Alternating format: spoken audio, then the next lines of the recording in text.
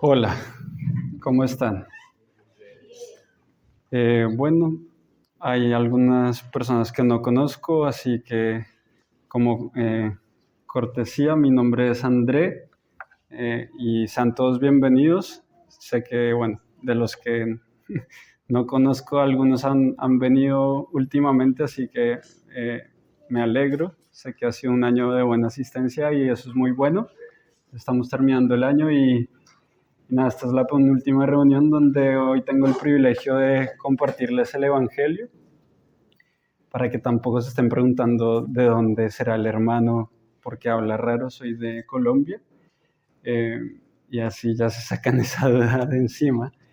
Y nada, hoy les voy a predicar el Evangelio eh, al estilo un poco más calle, por así decir. No voy a ir a un pasaje y exponerlo de manera expositiva, sino que tengo como propósito el quizás ayudarles a ver algunos puntos centrales del Evangelio a la luz de las Escrituras, eh, y ayudarles a ver también cómo quizás tienen ciertas ideas muy populares dentro de nuestra cultura que no son bíblicas, y a que con la ayuda del Espíritu Santo puedan cambiar las primeras, las ideas del mundo, por las segundas, las ideas bíblicas, y que esto también les mueva a tomar una decisión en respuesta al mensaje del Evangelio. Entonces, ¿por qué es relevante que escuchen este mensaje? Según Romanos 11:16 dice que el Evangelio es poder de Dios para salvación a todo aquel que cree, al judío y también al griego. O sea, a nosotros los que no somos judíos no es un mensaje exclusivo para los judíos, sino para todos. Y bueno, ¿qué significa evangelio? Algo que normalmente se dice, significa buena noticia. Pero resulta que las buenas noticias tienen distinta connotación o te pueden alegrar más o menos dependiendo del contexto que tú tengas. Entonces, por ejemplo, si les digo que ustedes gozan de muy buena salud y que les quedan muchos años de vida. Ahí tengo unos emoticones como para quizás ejemplificar cómo se podrían estar sintiendo. La mayoría de ustedes son jóvenes, por lo tanto les va a parecer medio normal que les quedan muchos años de vida, estarán bostezando con esta buena noticia, ¿no? Pero ¿qué pasa si ponemos el contexto de que venían de tener un cáncer terminal? Entonces ahora los dos segundos puntos se vuelven mucho mejor noticia, si bien es la misma frase, ¿no? La misma idea. Y así también sucede con el Evangelio, ¿no? Muchas veces en el mundo es común ver que la gente sepa que Jesús murió en la cruz por nosotros, y que si las personas tienen un poco más de cercanía con el mundo evangélico o protestante, podrían inclusive saber que la salvación se recibe por medio de la fe, ¿no? Pero ¿qué pasa ahora? Cuando agregamos el antecedente de que todos somos pecadores, aquí no tengo los emoticones de gran fiesta que teníamos cuando teníamos el antecedente del cáncer. ¿Por qué no? Bueno, porque esa frase o esa verdad de que todos somos pecadores en el mundo está muy manoseada y está muy diluida, ¿ya? Entonces la idea es que con la exposición de hoy podamos ver que eso en realidad no es algo que podemos menospreciar, sino que es algo que tiene peso, el hecho de que somos pecadores, eh, y que a la luz de que veamos el peso, por el conocimiento que espero que se puedan llevar, para que no sean destruidos, puedan entonces darse cuenta de lo buena noticia que es el Evangelio. Porque realmente la condición nuestra como pecadores delante de Dios, que es santo, y por santo no significa que sea puro, sin mancha, sino que es único, porque Él es el único creador, ¿no? Y como Él es el único creador, Él merece de nosotros que le rindamos nuestra vida entera. Entonces, cuando nosotros le ofendemos como pecadores, no es algo menor. Entonces, ahora nos vamos a adentrar un poco en esto. Estos van a ser los 3 puntos, los típicos 3 puntos de una exposición del Evangelio, pero siempre vamos a estar haciendo un poco la contraposición entre lo que es el paradigma del mundo y lo que es el paradigma bíblico. Entonces, resulta que en el mundo, cuando hablamos de que todos somos pecadores, siempre está esta trivialización del pecado, porque, bueno, parte de esta mirada de la cultura actual es que si todos lo hacen, aunque sea malo, quizás no es tan grave. Y tenemos aquí un ejemplo de Éxodo 32, donde Aarón, que era el hermano mayor de Moisés, estaba a cargo del pueblo de Israel en el desierto cuando Moisés fue al monte Sinaí a hablar con Dios. Y cuando volvió Moisés, Aarón se encontró infraganti, por así decir, porque había hecho un becerro de oro y en Éxodo 20 Dios les había dado la ley de no tener dioses ajenos delante de él ni hacerse imagen de ninguna cosa creada, ni de los cielos ni de la tierra, para inclinarse ante ellas y adorarles. Y justo era lo que estaban haciendo, no estaban quebrantando esta ley, pero Aarón quiso autojustificarse con este pero de, sí, me equivoqué, pero pasa que todos lo estaban haciendo.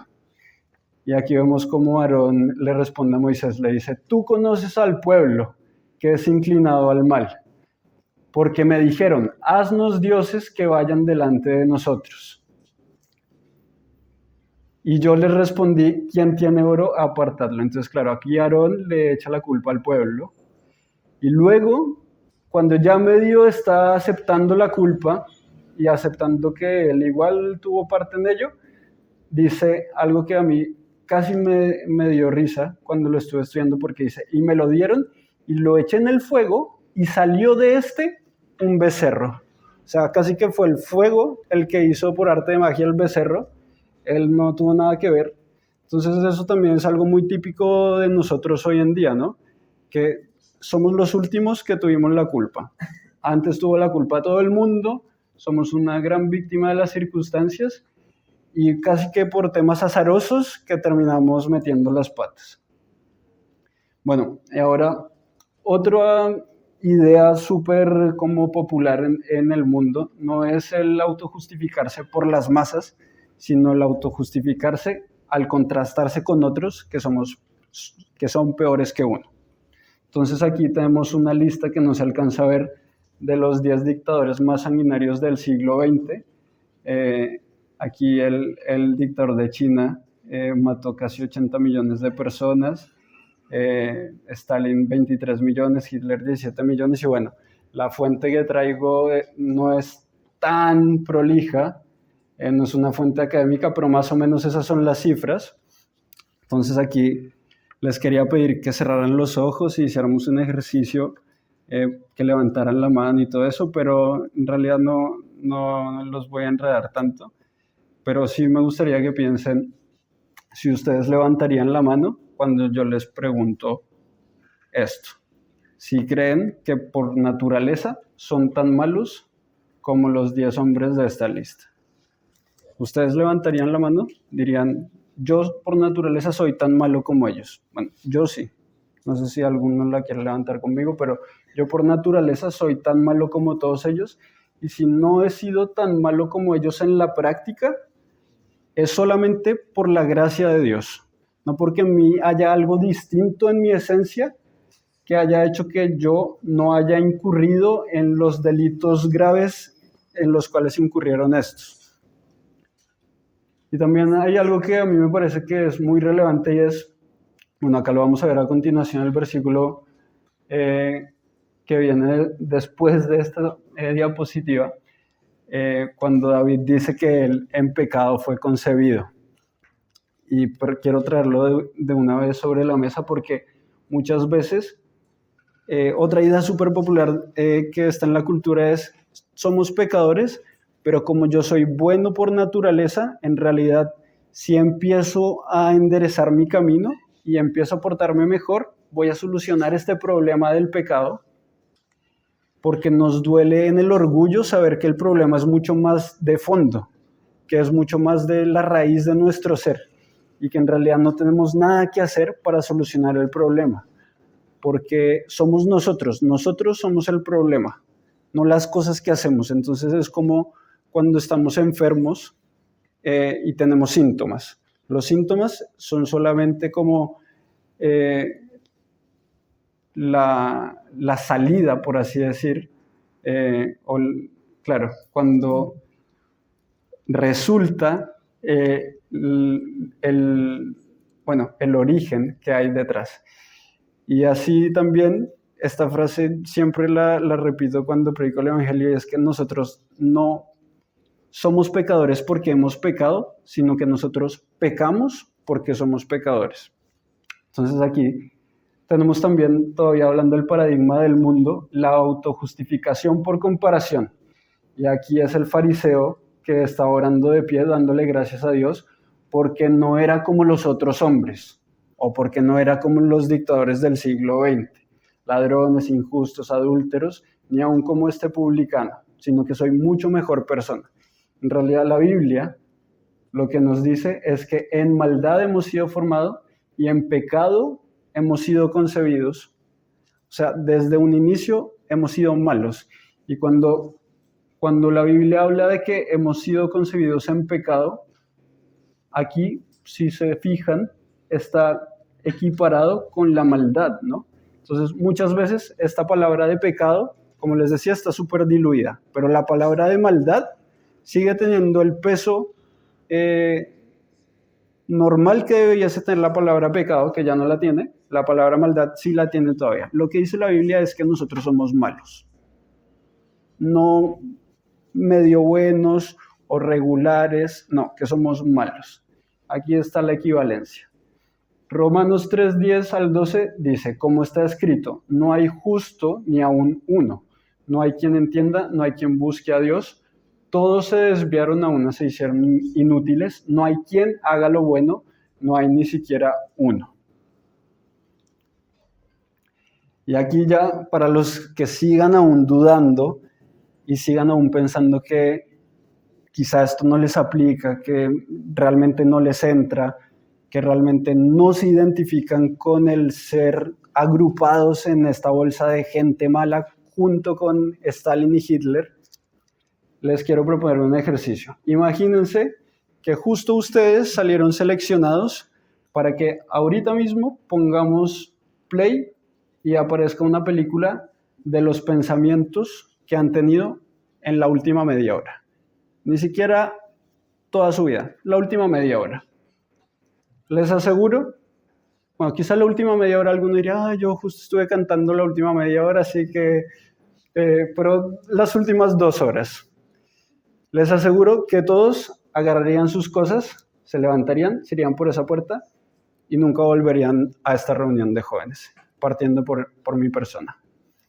Así somos de malos, que si le ponen play a la película de nuestros pensamientos, saldríamos corriendo de vergüenza. He escuchado también a un predicador, a Paul Washer, que decía, si mi mejor amigo supiera lo que yo he pensado, no sería mi mejor amigo. Y eso aplica para todas las relaciones cercanas que tenemos en la vida. Y bueno, obviamente acá hay unos versículos para sustentar estas ideas. Dice en Génesis 8:21,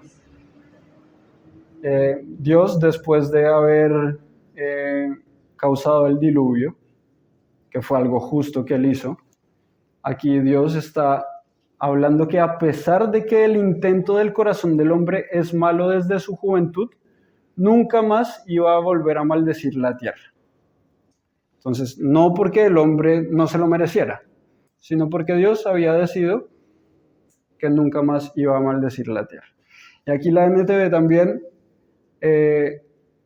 quizás aclara el significado de esta parte negrita, que hay veces la Reina Valera no es tan fácil de entender, y dice, aun cuando todo lo que ellos piensen o imaginen se incline al mal desde su niñez. Nosotros a los niños pequeños no tenemos que enseñarles a mentir, ni a robar inclusive, ni a desobedecer a los padres, ni a tener a Dios en último puesto. Probablemente, si ustedes recuerdan cuando eran niños pequeños, no tenían muchas ganas de venir a la escuela dominical el domingo. Eran sus papás los que les decían que vinieran y los terminaban trayendo.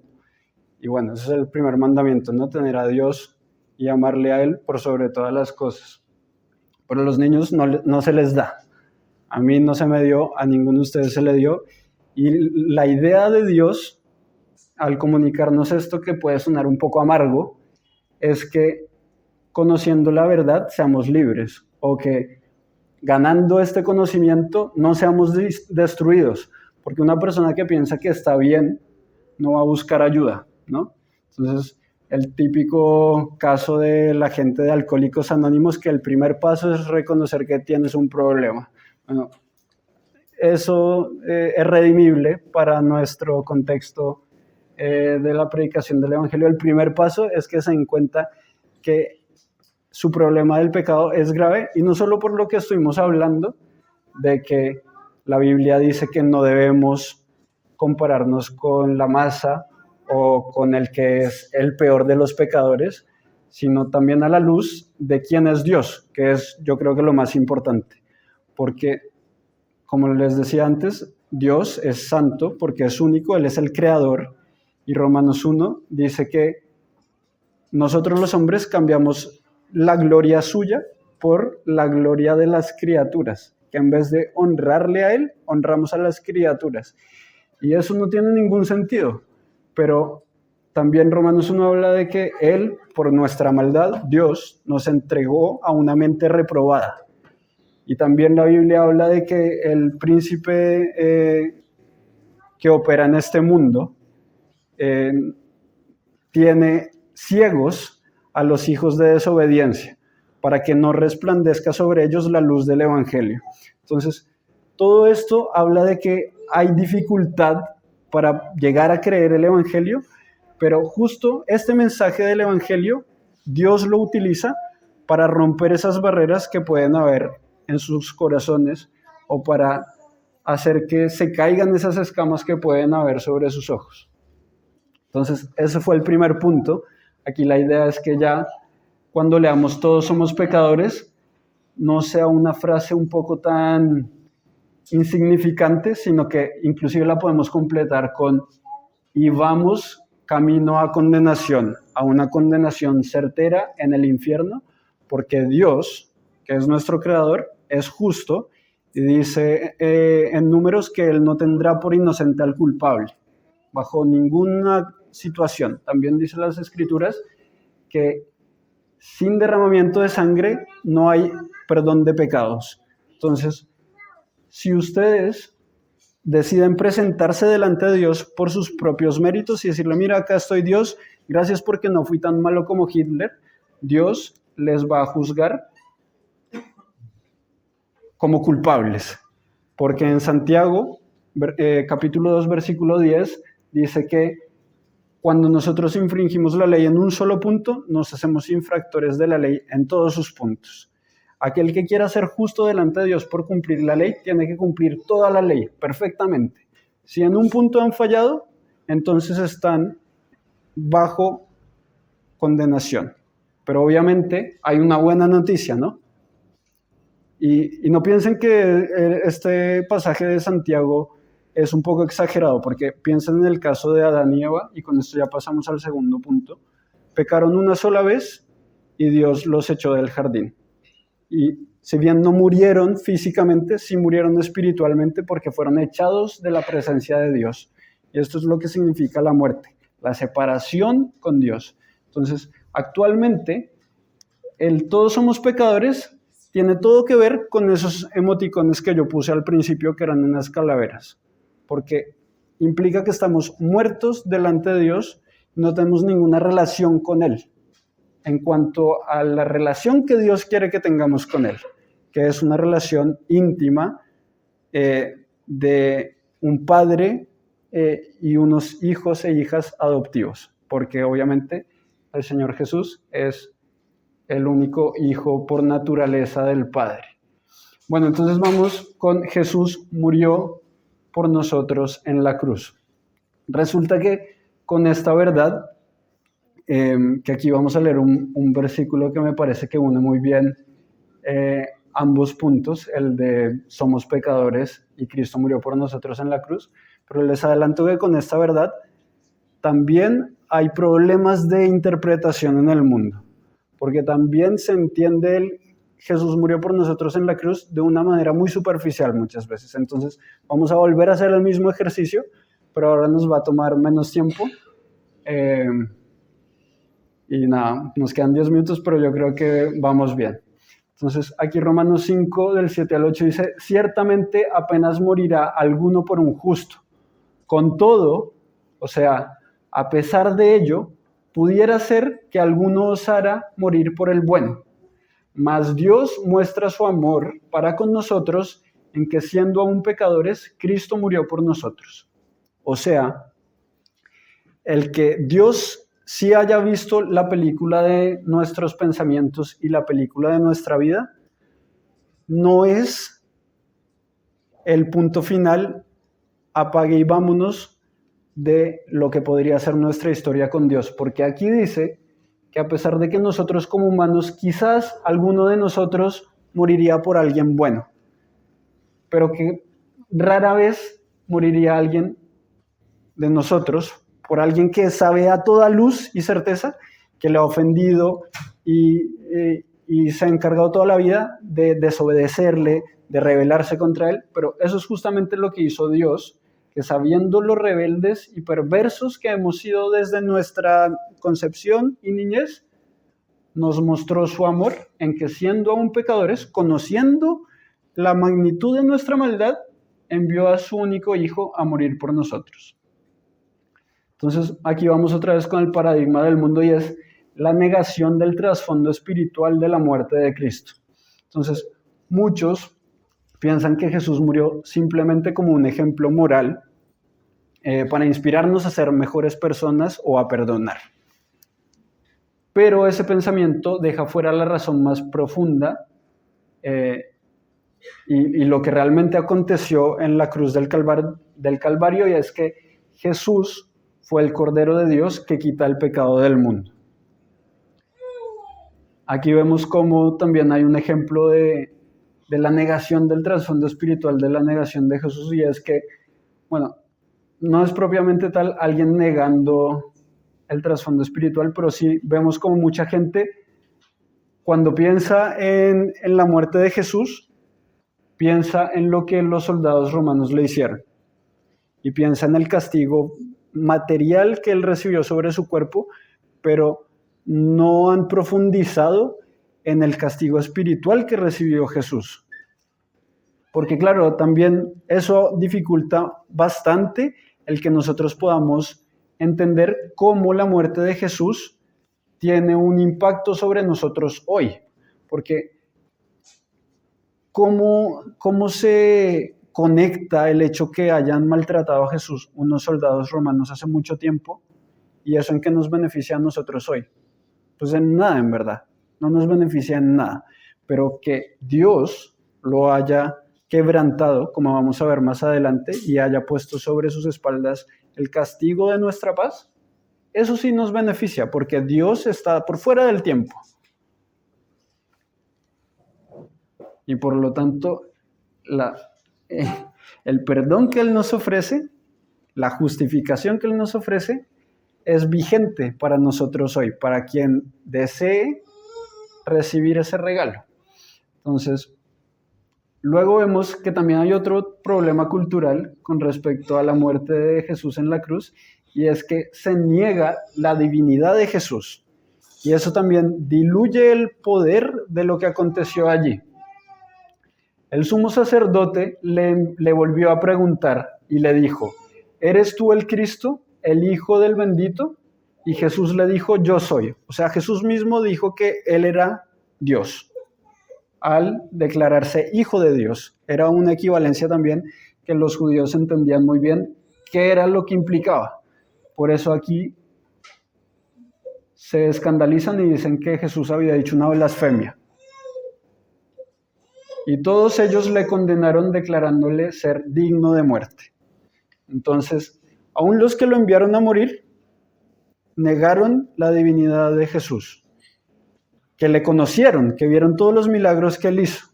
Bueno, mucho más entendible que los seres humanos de hoy en día, en nuestra maldad, también neguemos su divinidad, porque ojalá cualquier excusa que podamos poner para no entregarle nuestra vida a Dios, para poder seguir siendo nosotros el rey de nuestras propias vidas. Ya pasamos al paradigma bíblico al que les invito a que acojan, y es que Jesús sí es Dios, que se hizo hombre, y que lo que sufrió en la cruz fue nuestro castigo eterno directamente de mano de Dios el Padre. Isaías 53, 9 al 10, un extracto dice: aunque nunca hizo maldad, Jesús, ni hubo engaño en su boca, a pesar de eso, a pesar de que él no merecía recibir ningún castigo, Jehová quiso quebrantarlo, sujetándole a padecimiento, cuando haya puesto su vida en expiación por el pecado. O sea, él estaba allí muriendo en lugar de personas que sí eran culpables, de personas que sí tenían que pagar por sus pecados. Él no tenía ninguno, ¿no? Y aquí vemos también en Marcos 15, del 33 al 39, algunos extractos, que también este pasaje creo que nos da aún más luces del problema de nuestros pecados, del punto 1, del problema de que somos pecadores. Porque imagínense que cuando Dios el Padre estaba castigando a Jesús, hubo tinieblas sobre toda la tierra durante 3 horas. Y esto a mí me parece que nos habla también de cómo nos ve Dios como pecadores. Nos ve completamente negros, oscuros, no grises. Cuando Dios ve nuestras vidas, no ve un lienzo con algunas manchas grises, otras blancas, no, ve un lienzo que le tiraron 10 baldes de pintura negra. Hubo tinieblas sobre toda la tierra, hasta la hora 9. Y luego Jesús exclamó a gran voz y dijo: Dios mío, ¿por qué me has desamparado? Cuando yo era chico y era católico, nunca entendí por qué Jesús dijo eso. Y es porque Dios el Padre, así como cuando nos ve a nosotros, se cubre con su mano, es su rostro para no vernos por nuestro pecado, como dice el Salmo 5, que nos aborrece por lo pecadores que somos. Así mismo estaba tratando a Jesús. Con ese trato le estaba mostrando su juicio, su justicia. Lo estaba castigando al separarlo completamente de él. Y Jesús sintió el abandono del Padre.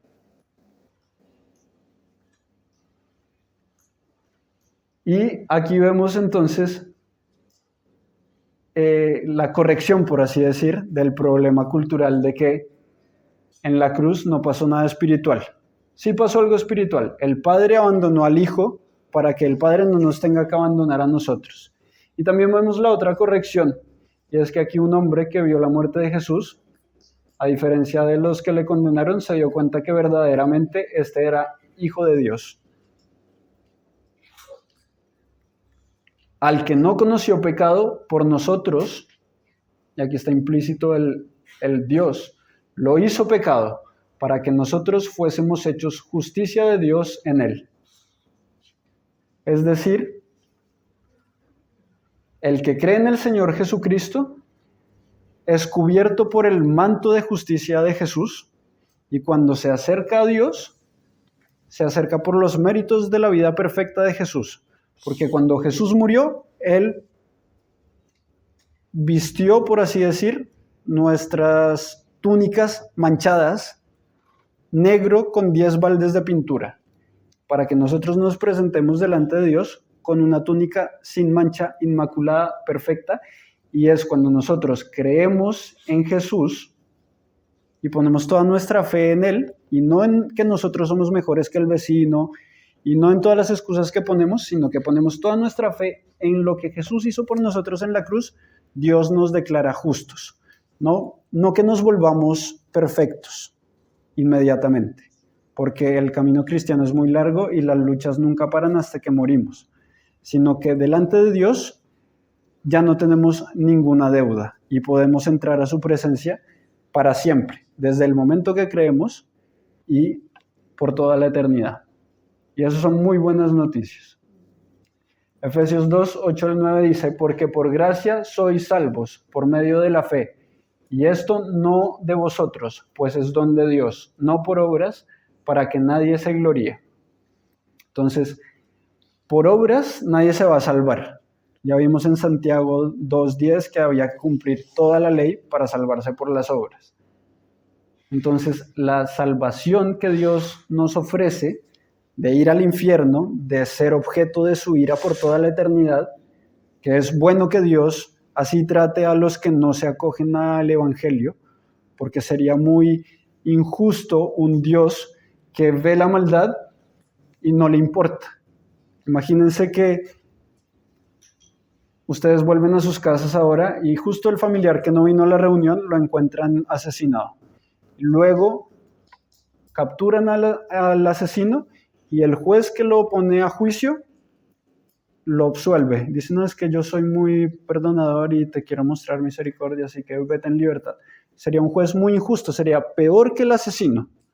Dios no es así, porque Él no nos deja entrar así nomás, sino que Jesús pagó nuestra deuda para que nosotros inmerecidamente, a pesar de que merecemos ir al infierno, seamos salvos de ir allá por gracia, como un regalo inmerecido, solamente por medio de la fe, porque por las obras no podemos hacer nada, solamente creyéndole a Dios, creyendo que lo que Él dice es verdad y que lo que Él dice que Jesús hizo por nosotros en la cruz tiene poder para salvarnos.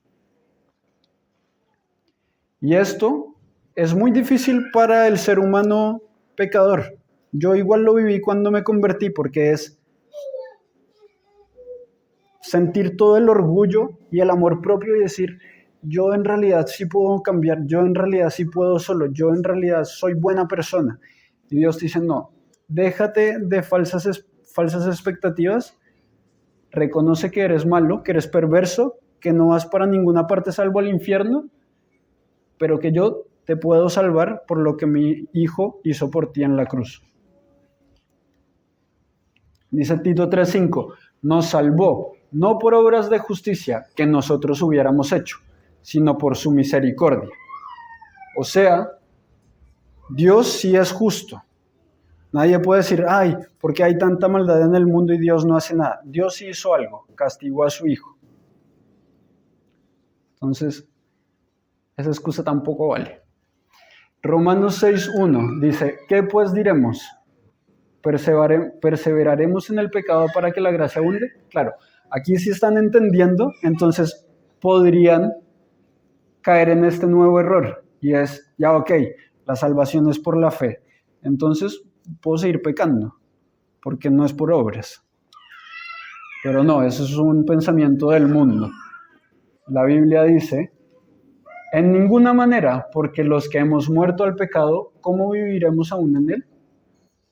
Y luego el Señor Jesús dice, en otro contexto, pero me parece que cabe bien aquí, porque todo el que quiera salvar su vida la perderá, y todo el que pierda su vida por causa de mí la hallará. O sea, la fe en que Dios quiere que pongamos en Jesús también implica arrepentimiento. Implica que estemos dispuestos a perder nuestra vida. El que quiera salvar su vida y seguir viviendo como viene viviendo, pero aparte de decir yo soy creyente, va a perder su vida, no va a recibir ninguna salvación, porque la salvación implica el arrepentimiento. No sé si se dieron cuenta que los paradigmas del mundo iban todos los peces hacia allá. El paradigma bíblico es que ustedes nazcan de nuevo y vayan en la otra dirección. En vez de correr en dirección contraria a Dios, hay que correr en dirección hacia Dios. Y si ustedes sienten en este momento deseos de correr hacia Dios, sepan que es porque Dios ya viene corriendo hacia ustedes.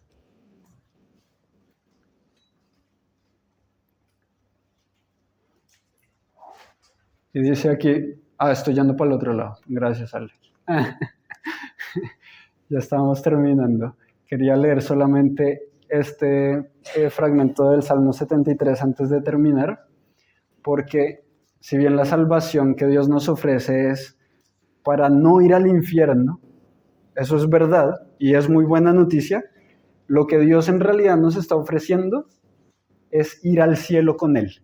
Esa es la buena noticia. Dice el Salmo 73, 25 al 28. ¿A quién tengo yo en los cielos sino a ti? Y fuera de ti nada deseo en la tierra. Mi carne y mi corazón desfallecen, mas la roca de mi corazón y mi porción es Dios para siempre. Porque he aquí los que se alejan de ti perecerán. Tú destruirás a todo aquel que de ti se aparta. Pero en cuanto a mí, el acercarme a Dios es el bien. He puesto en Jehová el Señor mi esperanza, para contar todas sus obras. Ojalá ahora sí puedan ver cuán buena noticia es el Evangelio, si aún no lo habían visto así, y que el Señor bendiga su palabra en cada corazón. Vamos a orar para agradecer por la predicación del Evangelio y por los alimentos que nos vamos a servir. Padre nuestro, muchas gracias por haber enviado a tu Hijo a pesar de nosotros, porque sabemos que no hay nada en nosotros que tú hayas visto, por lo cual hayas sentido deseos de enviar a tu Hijo, sino que fue solo por tu gloria y por nuestro bien, como cantábamos. Así que muchas gracias por aquel maravilloso don de habernos dado a tu Hijo, el Hijo de tu amor, para que sea materia disponible al pecador el ser salvos de tu ira, para ir a vivir contigo para siempre como parte de tu familia. Te pido, Padre, entonces, por favor, por cualquiera que hoy haya escuchado este mensaje, que esté sintiendo tu llamado, para que tú sigas obrando por medio de tu Espíritu Santo en esa persona, en ese corazón, para que ese corazón no se endurezca, pueda atender a tu llamado, y si bien inicialmente uno no entiende muy bien todo lo que ello implica, cuando tú llamas a tus ovejas, es innegable y es la realidad más verídica que cualquiera que haya experimentado experimenta por primera vez en su vida. Y te pido que sea claro a los oídos espirituales de quien esté en esta situación ahora, y que luego, ojalá muy pronto, reflexionando delante de ti, pueda reconocer su maldad, reconocer cuán buena noticia es que hayas enviado a Jesús a morir por nosotros en la cruz, y pueda recibir el regalo de la justificación por fe al momento de poner toda su confianza en Jesús. Te agradecemos también por los alimentos que nos vamos a servir y por las tías que se esmeraron en prepararlos. Bendícelas y bendice a cada uno de nosotros, por favor, en el nombre del Señor Jesús. Amén.